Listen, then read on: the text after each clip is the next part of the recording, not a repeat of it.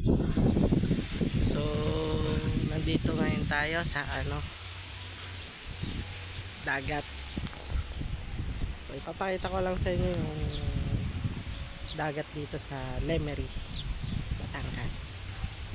So sa mga gusto mag-outing dyan, open na po yung mga resort dito at malilinis na rin po nung dulot ng nakaraang taon ng Bagyong Christine. So ngayon ay pwede na po maligo. At saka kung mapapansin nyo, mababa na po yung dagat ngayon, di na po maalon. Tsaka yung ganito ay nakakapaglakad na. So may mailan-ilan din naman na naiwan mga kahoy. Ayan. So unti-unti na lang yan nasusunog or tinatabi yung mga kahoy. So yung dagat nito ay Balayan Bay. Ayan. So mga gustong mag-outing dyan dito sa Lemery, ayan. Yung pangalan ng resort nito ay Villa Gracia. So yun yung Balayan, Kalatagan, tapos itong dagat ito ay Balayan Bay, yung Mabini, yung bundok na yan, tapos Tingloy, tapos itong nasa gitna nito ay Mindoro, ito naman ang Bawan. Doon yung makikita. Sa oras na to ay 8 AM ng umaga.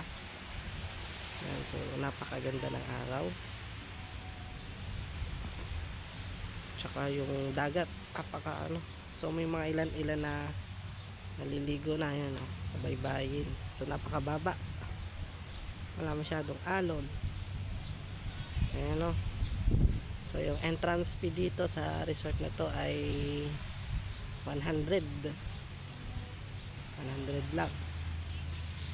So dito naman, so ito yung mga epektado ng Bagyong Christine. So tumas yung mga dito, buhangin. So yung cottage na ganito ay 500 lang.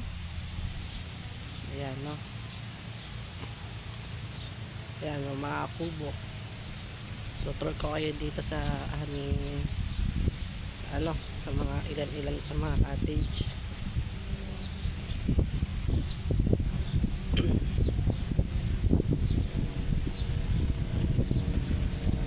So yung mga ganito ay mga under maintenance pa.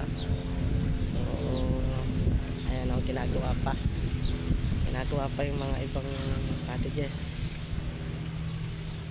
So ayan mini-maintain pa. So may mga ilan na nag-outing na rin dito tulad yan. So yung price niyan ay nasa 1.5, 10 packs yan, 15 packs, okay na yan. Day tour, pwede na po dyan. So halika na, mag-outing na kayo. Dito lang yan sa Lemery, Batangas, sa Villa Gracia Beach.